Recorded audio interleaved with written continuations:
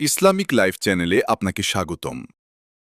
ইসলামের ইতিহাসে খোলাফায়ে রাশেদিন বলতে সাধারণত প্রথম 4 জন খলিফাকে বোঝানো হয়। তবে অনেকেই পঞ্চম হিসেবে হজরত হাসান রদিয়াল্লাহু আনহুকেও যুক্ত করেন। ইসলামের 4 খলিফা হচ্ছেন: প্রথম খলিফা হজরত আবু বকর সিদ্দিক রদিয়াল্লাহু আনহু, দ্বিতীয় খলিফা হজরত ওমর ইবনে খাত্তাব রদিয়াল্লাহু আনহু, তৃতীয় খলিফা হজরত উসমান ইবনে আফফান রদিয়াল্লাহু আনহু, চতুর্থ খলিফা হজরত আলী ইবনে আবি তালিব রদিয়াল্লাহু আনহু। প্রথম 4 জনকে মূলত খোলাফায়ে রাশেদিন বলা হয়। হজরত হাসান রদিয়াল্লাহু আনহু স্বল্প সময়ের জন্য খিলাফত পরিচালনা করেন এবং পরবর্তীতে মুসলিম ঐক্যের জন্য তা ছেড়ে দেন।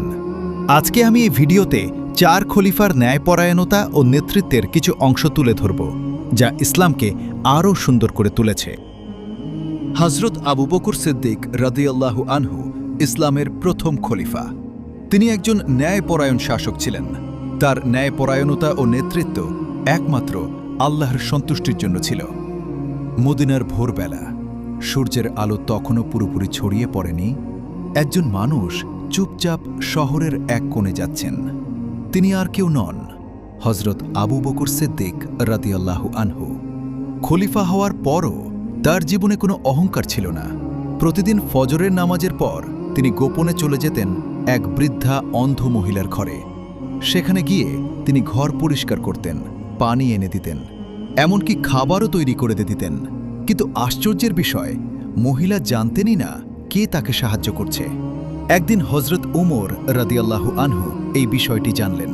তিনি কৌতূহলী হয়ে সেই ঘরে গেলেন। গিয়ে দেখলেন সব কাজ আগেই করা হয়ে গেছে। বৃদ্ধা বললেন, একজন মানুষ প্রতিদিন আসে, সব কাজ করে দিয়ে যায়, কিন্তু আমি জানি না তিনি কে।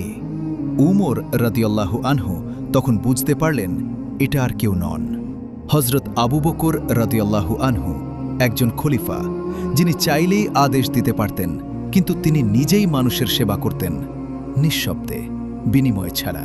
এই হলো তার ন্যায় বিচার, শুধু কথায় নয়, কাজে। এই গল্প আমাদের শেখায় সত্যিকারের নেতৃত্ব মানে মানুষের সেবা করা, নাম যশের জন্য নয়, আল্লাহর সন্তুষ্টির জন্য। মদিনার গভীর রাত, চারদিকে একদম নিস্তব্ধতা, সবাই ঘুমিয়ে আছে, কিন্তু একজন মানুষ এখনও জেগে আছেন, হজরত ওমর রাদিয়াল্লাহু আনহু, ইসলামের দ্বিতীয় খলিফা। তিনি শুধু একজন শাসক ছিলেন না, তিনি ছিলেন মানুষের খোঁজ খবর নেওয়া এক দায়িত্বশীল নেতা। এক রাতে মানুষের অবস্থা দেখার জন্য তিনি বের হলেন। হাঁটতে হাঁটতে দূরে একটা ছোট তাঁবু তার চোখে পড়ল। কাছে গিয়ে দেখলেন একজন মা চুলায় হাঁড়ি বসিয়ে রেখেছেন, আর পাশে ছোট ছোট বাচ্চারা ক্ষুধায় কাঁদছে। ওমর রাদিয়াল্লাহু আনহু ধীরে জিজ্ঞেস করলেন, বাচ্চারা কাঁদছে কেন? মা কষ্টের কণ্ঠে বললেন, ওরা খুব ক্ষুধার্ত, ঘরে কোনো খাবার নেই। আমি শুধু পানিতে পাথর বসিয়ে রেখেছি, যেন ওরা ভাবে খাবার রান্না হচ্ছে, আর কাঁদতে কাঁদতে ঘুমিয়ে পড়ে। এই কথা শুনে ওমর রাদিয়াল্লাহু আনহুর চোখে পানি চলে এলো। তিনি বুঝলেন এটা শুধু ওই মায়ের কষ্ট না, এটা তার নিজের দায়িত্বের অভাব। তিনি দ্রুত বায়তুল মালে গেলেন, নিজের কাঁধে করে আটা, খেজুর আর খাবার নিয়ে আবার ফিরে এলেন। সাথে থাকা একজন বললেন, হে আমিরুল মোমিনিন, আমি বহন করি। উমর রাদিয়াল্লাহু আনহু বললেন, কিয়ামতের দিন তুমি কি আমার বোঝা বহন করবে? তারপর তিনি নিজ হাতে রান্না করলেন, বাচ্চাদের খাওয়ালেন, যতক্ষণ না তারা পেট ভরে হাসি মুখে ঘুমিয়ে পড়ল, ততক্ষণ তিনি সেখানেই থাকলেন, দূরে দাঁড়িয়ে। তিনি দেখছিলেন ক্ষুধার কান্না থেমে গেছে, তার মুখে তখন এক শান্তির হাসি।